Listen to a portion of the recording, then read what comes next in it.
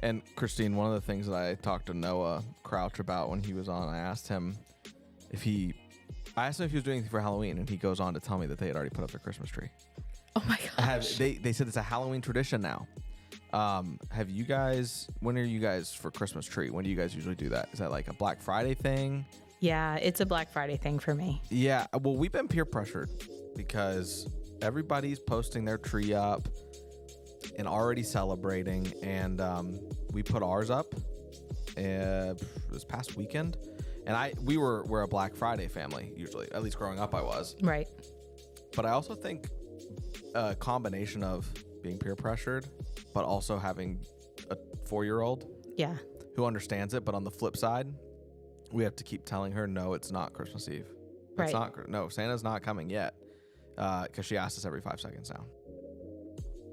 Welcome to Beyond Sunday. I am your host, Luke Sylvia, and I am joined by Christine Nieman, if you could give your job title and any kind of responsibilities that you have at the Springs. I am the executive assistant to Pastor Ron Sylvia, and my job changes sometimes from minute to minute on the responsibilities. Yeah. Yes, which I love because Right.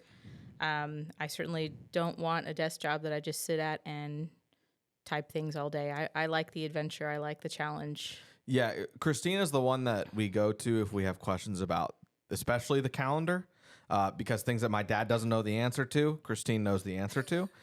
So she is our go-to for that. And I think, how long have you guys, yourself and your husband Larry, been at the Springs now? We have been at the Springs, our family, for 20 years.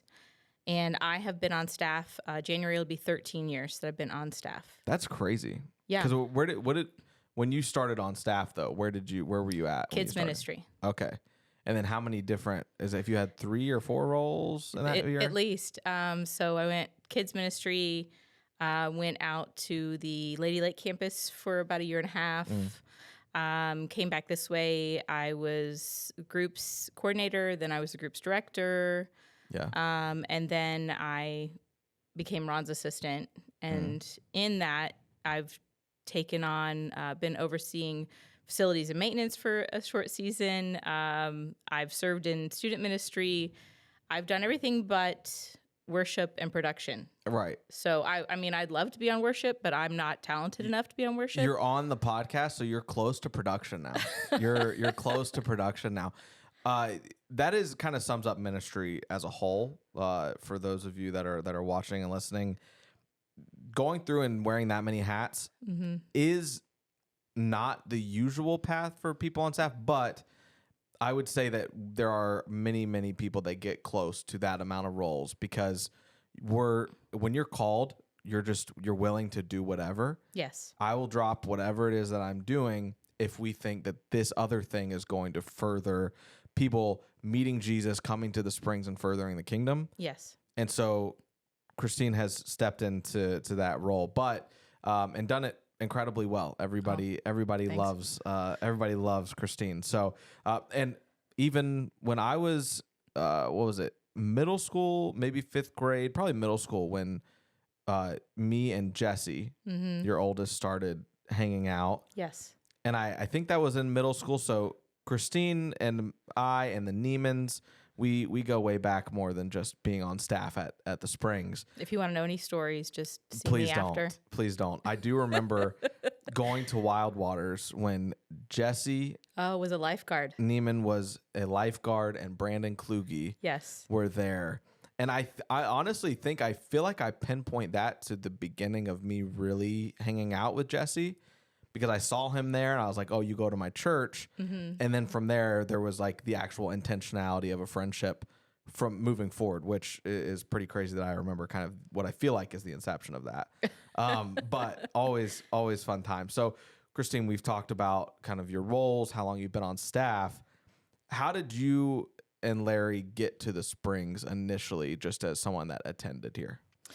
So I was not raised in church, was not a Christ follower, and our friends Doug and Tanya Kluge, they were kind of church shopping, as Right. people say, and they had invited Jesse to go with them one time to the Springs. He liked it, and so they invited us to come the next time with us, with the other kids too. We have 2 other kids, Right. and so we all went, and we loved it, and we never looked back. And we haven't, we've hardly missed a Sunday since in 20 years. We jumped right into serving, and we were greeters at the door right away within like 3 weeks. And then we moved into kids ministry, and we served in kids ministry. Gosh, I think it was 12 years altogether Right. that we served in kids ministry. Yeah. And also, really quick, I want to give a shout out to Larry Nieman, 1-800-CALL-LARRY. Yes. If you know, you know. But Larry has been faithfully doing parking team here at the Springs for 6, a while. 7 years. He's been 7 years. And He's been that's leading that team. become his ministry. Like, he is a volunteer every Sunday here before a ton of other people, most everybody, setting up the cones. I'll get here at like 8 and all the cones are already set out. He's driving around on the golf cart. You mentioned, Christine, that you didn't grow up in church. Is that right? Yes. So for you, as far as coming to Christ, when did that happen before like attending the Springs, and how did that happen? So it happened at the Springs. Oh, okay. At the Springs. Gotcha. Yes. It happened at the Springs. We were in a really tough season, financially, our marriage, just in a really tough season, in so many different aspects. And we came to the Springs, and I just remember walking out. I don't know if it was the first Sunday or the second Sunday, and just thinking, wow, there's hope. Yeah. Like, we're not failures. We can do better. Right. And I always thought that this whole God thing was a religion, and it's not. It's a relationship. Right. It's a conversation. It's a constant walk, every day surrender. And I just remember walking out and just being like, wow. It was just such a moment for me to realize that I wasn't alone, and that I could do better, and I was going to be okay. And on the backs of like you realizing that you're not alone, a lot of things that people find a lot of peace in is realizing that all these other people are a lot like me. Oh yeah. And you kind of figure that out when you get into a small group, especially because everyone's just pouring out their hearts of what they've been through and what they're struggling with. And you're able to, in that moment, appreciate the community that is built within the church. Absolutely.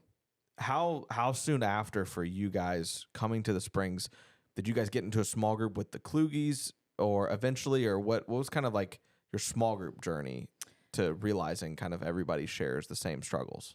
So our very first small group, we joined, the Passion of the Christ movie had just come out, and I believe Joe Lacognata was teaching like about that movie. Oh wow. At the Springs. It was at our Mary Camp location. And Larry and I went because I was hungry. I was like, feed me, teach me, help me. What do I do? Yeah. And so we went and we did this study, and the people that we were at the table with, they said, well, if you guys, liked each other, why don't you, go into someone's home and continue, and here's some studies that you could continue with. And so we're like, well, we don't have a very big home, but, everybody's welcome to come to our house. Yeah. We don't feel equipped to lead yet, but we're happy to host. Right. And so they did. They came into our home, and it was Bob and Bonnie Rickle and like 3 other couples. Yeah. And just I just specifically remember Bob and Bonnie Rickle being such pillars for us, because they're so wise in their walk, and they still reach out and pray for us. Right. And it was just a pivotal time for us, growing in our faith and realizing what that relationship is, and just seeing that it's okay to struggle. Yeah. And it's okay to share. And, we had all these young kids at the house, and they would run around from room to room. We'd have to pause, tell them to all behave and be nice to each other. And then we get back to the study. Yeah. And it was crazy every week. It was like organized chaos in this 3-bedroom house, but it was great. It was great. And I remember in that season, like, our finances were really tight, and our dryer had stopped working, and there was no fixing it. 1-800-LARRY could not fix it. And we were like, well, I don't know. So I was literally like hanging clothes on the line out back Wow. to dry. And Lowe's called one day and said, Mr. Nieman, your dryer's ready to be picked up. We were like, what? We still don't know Really? to this day who bought us a dryer. Really? Yes, but they did. And it was just such proof that God provides. Yeah. You know? Man. And it is so cool, like knowing people that are longer tenured at a church that have been going and serving faithfully and are called to this. Just you start to accumulate stories like that, where you're like, people don't know. And like, my parents have a story of needing a car, and they got a call, and just like they were praying God like provide a way for us to have a new car and a van, and someone called and just basically gave them a van early in ministry. And so there are so many stories that are like that, and they never get old, because man, those are such incredible stories. And if that's not your favorite memory of your faith or being around at the Springs, what is maybe your favorite memories, whether those are small or big, but for you, moments at the Springs where like those moments just meant a lot? I can't say that I have a favorite, but maybe some highlights. Right. Yeah, of course. Like Larry baptized all 3 of our kids at the Springs. Yeah.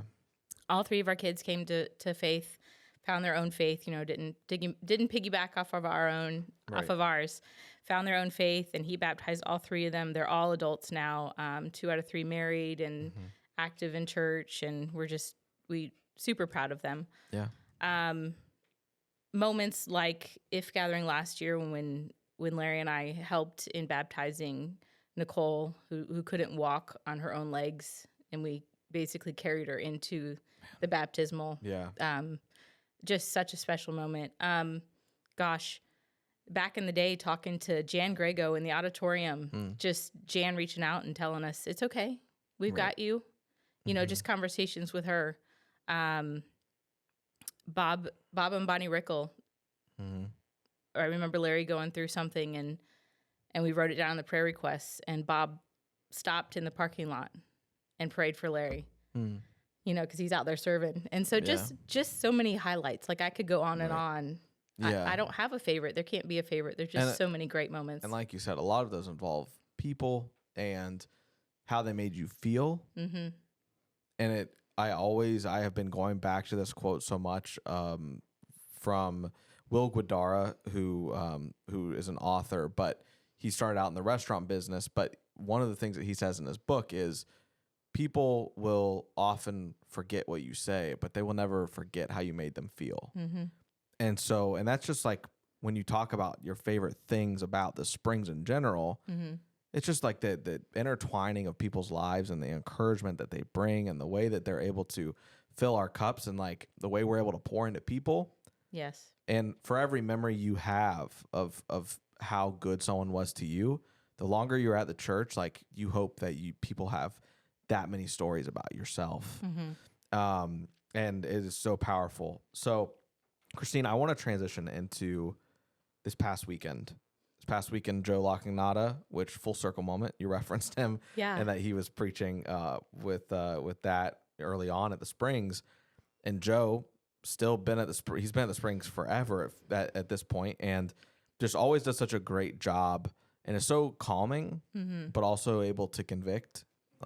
And so for that message, he really taught on what our world needs now, and it is kindness. Yes. And especially with the election and everything like that, you see just basically 2 sides going at each other.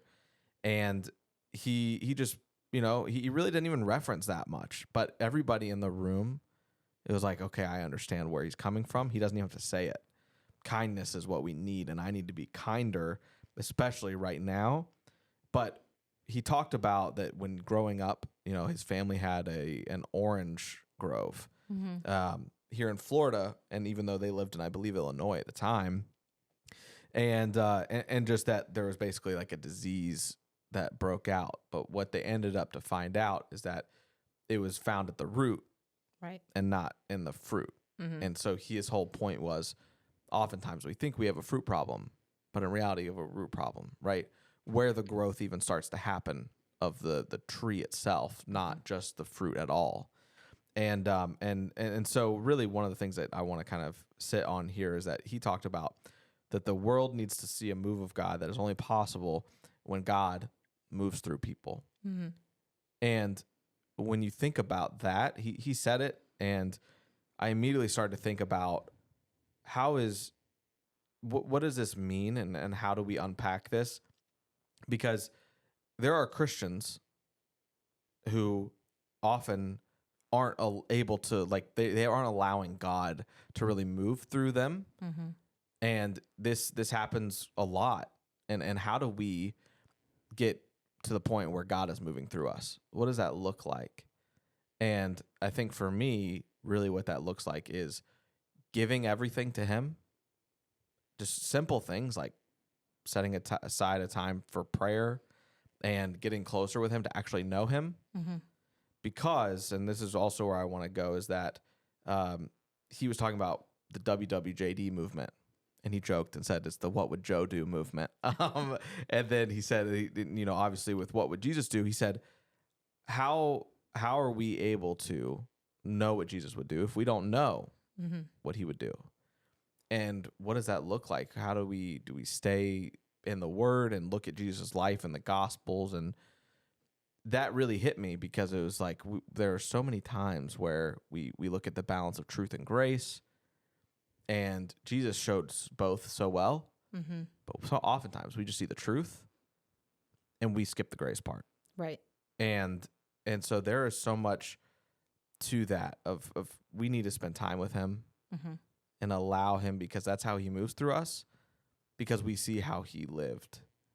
And for you, being at the Springs, coming to Christ, can you pinpoint kind of like, were you from the beginning like on fire? Like you said, you were hungry, but was there a time where maybe that you did fall away at any point, or was it kind of, I want to constantly let God move through me, and whether you knew you were doing that or not, and like staying in his word? Well, I'm human, so Right. I definitely fell away. Yes. Yeah. I think we all do. Yes. And I think it's not just a surrender, it's a daily surrender, and sometimes it's a minute by minute surrender. Mm-hmm. Like the flesh wants to always win. Right. And darn it, we have free will, and sometimes Yeah. that's not a good thing. Mm-hmm. We have to constantly realign ourselves and surrender and get in the Word, and we have to set up some, like I have to set up certain things that I do. Like I open my Bible app before I get out of my bed in the morning, and I have to start my day that way. And if I don't, I feel it. Right. So I have to set certain things in my morning so that before I even walk in the doors of the church to work, I've already done these things. Yeah. And when I don't, it catches up with me, and I make bad choices, and I have the truth and I don't have the grace. And, Right. One of my biggest things that first attracted me as a Christ follower is that God loves me unconditionally. He loves me with agape love. Right. And I strive to love people with agape love. I don't succeed a lot, but that's always something I strive for. Yeah. And so just that, it is a root problem. And we do have to have that daily surrender, that constant reminder. We have to get in the Word every day. We have to be surrounding ourselves with our small group and putting those things in our life that help us and remind us and ground us. And one thing that Joe talked about in this message was, I believe he referenced Galatians 5:17, where it says, like, for the flesh desires what is contrary to the spirit, and the spirit what is contrary to the flesh. They are in conflict with each other, so that you are not free to carry out your own good intentions. And Joe goes on to say in this message that the world doesn't need well-intentioned people. They need God. Right. That's what they need. And so that passage, obviously, Paul is talking about the inner conflict between flesh and spirit, basically, and how we're able to do it. But like you said, just doing things like, okay, I'm not getting out of bed until I open the Bible app, whether that is reading the verse of the day, whether it's continuing with your devotional. There are so many different ways to do that. And I think that there comes a point where in our lives where we think, I've got to get it together. And I need to have a moment, like I need to set aside my time. You have to be intentional every day, because I'm guilty of this where if I'm not being intentional, I'll go a few days, and I really haven't prayed outside of dinner, prayed outside of laying my kids to bed, prayed aside from when I went to sleep maybe, but like and I haven't like read my Bible. And so I think ultimately that Joe's message was awesome for maybe just people who fall in the lukewarm category. Absolutely. And we hear about that in the Bible, right? Jesus says, if you're lukewarm, I spit you out. Basically says, pick a side. Oh, yeah. You're going to be hot, you're going to be cold. And long term, that's very dangerous to be lukewarm. But there is hope in the fact that you can always pick up a habit that gets you closer to Him. Yes. And so I think of, worshiping in a practical way would be worshiping on my way to work, on my way home, reading your Bible in the morning. Like there are so many ways to stay connected, but oftentimes we let our flesh win. It is hard. Like you said, you said, well, I'm human. Yeah. So I fell back into what I knew I shouldn't be doing. Right. And we all have that. So Joe was just incredible with the message this week, and I think that ultimately he bookends it with, we need to be God we need God to use us and portray that. Ultimately, it's so that we can portray kindness. Yes. Because it's not natural. It's contagious. I will say that, but it is not natural. So once you let God be and reveal that fruit of the Spirit of kindness, then it's just contagious. Absolutely. And it continues out, and it bleeds over to every fruit of the Spirit that there is because we're practicing that. So, Christine, I think that we are going to wrap up here. But again, thank you to Joe for this message. Yes. I think it was much needed. And thank you to Christine for coming on and giving us kind of a peek behind the curtain with being an executive assistant and your journey at the Springs. I hope that it is able to speak to someone watching or listening. So we will catch you guys next time. See ya.